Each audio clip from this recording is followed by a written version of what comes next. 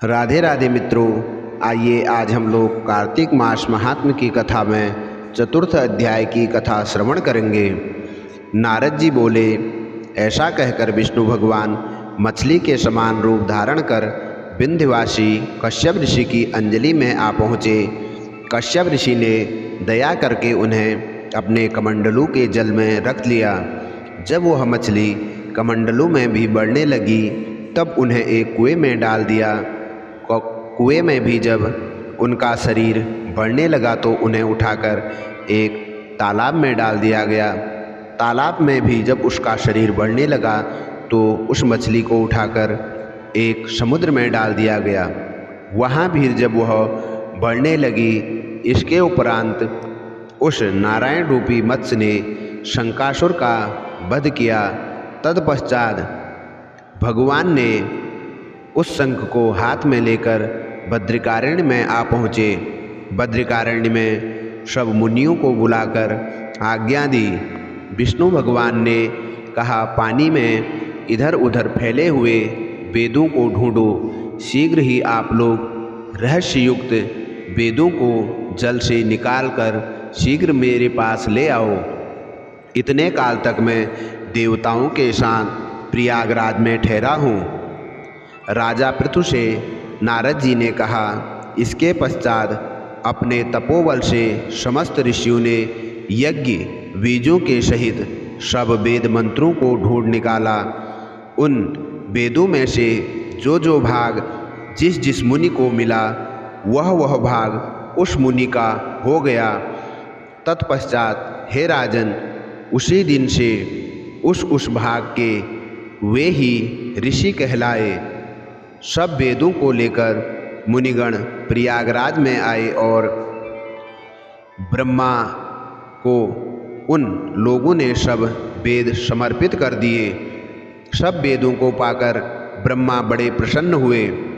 तुरंत ही उन्होंने देवता तथा ऋषियों के साथ अश्वमेध यज्ञ किया। यज्ञ के अंत में देवता, गंधर्व, यक्ष, नाग और गुह्यक गण विष्णु भगवान को दंडवत प्रणाम करके प्रार्थना करने लगे। देवता गणों ने कहा, हे देवेश, हे जगन्नाथ, हे प्रभु, हम लोगों की प्रार्थना सुनिए।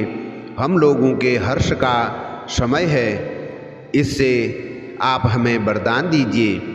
इस स्थान में नष्ट हुए वेद पुनः ब्रह्मा जी को मिले हैं। हे लक्ष्मीपते, आपकी अनुकंपा से हम लोगों को यज्ञ का भाग भी यही मिला है, इसलिए यह स्थान आपके प्रसाद से आज से पृथ्वी भर में सर्वप्रधान, पुण्य को बढ़ाने वाला, मुक्ति और भुक्ति को देने वाला होवे। ब्रह्म हत्यादि महान पापों का नाश करने वाला आज का यह समय ही परम पवित्र और अक्षय फलदाता हो, ऐसा वरदान हम लोगों को दीजिए। श्री विष्णु भगवान ने कहा, आप लोगों ने जो कुछ कहा है वही हमारा भी ध्येय है। जैसा आप लोगों ने मुझसे कहा है वैसा ही यह ब्रह्म क्षेत्र जगत में प्रसिद्ध होगा। सूर्य वंश में उत्पन्न राजा भगीरथ गंगा जी को यहाँ पर लावेंगे और गंगा जी का सूर्यपुत्री यमुना जी के साथ यहीं पर संगम होगा। आप लोगों तथा समस्त ब्रह्मादिक देवताओं के साथ मैं भी यहीं पर रहूँगा और यह स्थान तीर्थराज के नाम से ही प्रसिद्ध होगा। यज्ञ, दान, व्रत, हवन, जप और पूजादि कृत्य यहाँ पर सदा अनंत फल को देने वाले और मोक्षदायी होंगे। 7 जन्मों के किए हुए ब्रह्महत्यादिक महान पाप भी इस तीर्थराज में दर्शन मात्र से नष्ट हो जाएंगे।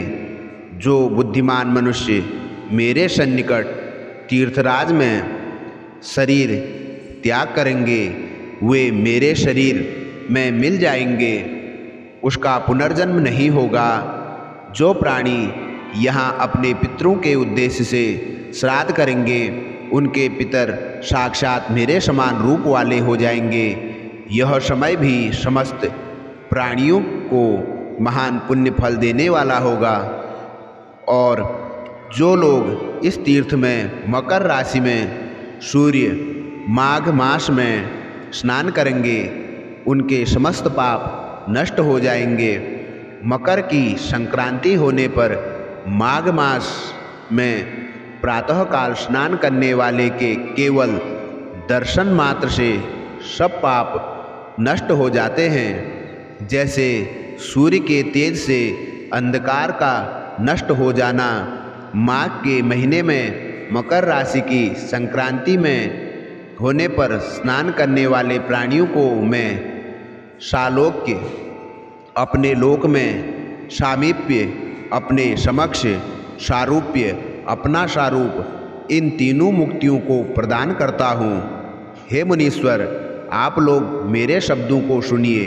मैं सर्वत्र व्याप्त रहता हुआ सर्वत्र बद्रिकारण्य में निवास करता हूँ। अन्यत्र सैकड़ों वर्षों तक तप करने पर जो फल प्राप्त होता है, वही फल यहाँ एक दिन में मिल जाएगा। जो महानुभाव मेरे इस स्थान पर बद्रिकाश्रम का दर्शन करेंगे, वे जीवन मुक्त हो जाएंगे और उसके समस्त पाप नष्ट हो जाएंगे। श्री सुखदेव जी बोले कि इस तरह विष्णु भगवान उन सब देवताओं से कहकर ब्रह्मा जी के साथ में वहीं अंतर्ध्यान हो गए और इंद्रादि देवगण भी अपने अंशों को वहीं छोड़कर अंतर्ध्यान हो गए। जो प्राणी इसे शुद्ध मन से सुनेंगे अथवा दूसरों को सुनाएंगे, वे तीर्थराज प्रयाग और बद्रिकारण्य जाने के समान फल को प्राप्त करेंगे। भी आपने कार्तिक मास महात्म्य की कथा में चतुर्थ अध्याय की कथा श्रवण की। इससे आगे की कथा कल 5वें अध्याय की कथा में श्रवण करेंगे। जय श्री राधे, जय श्री कृष्णा।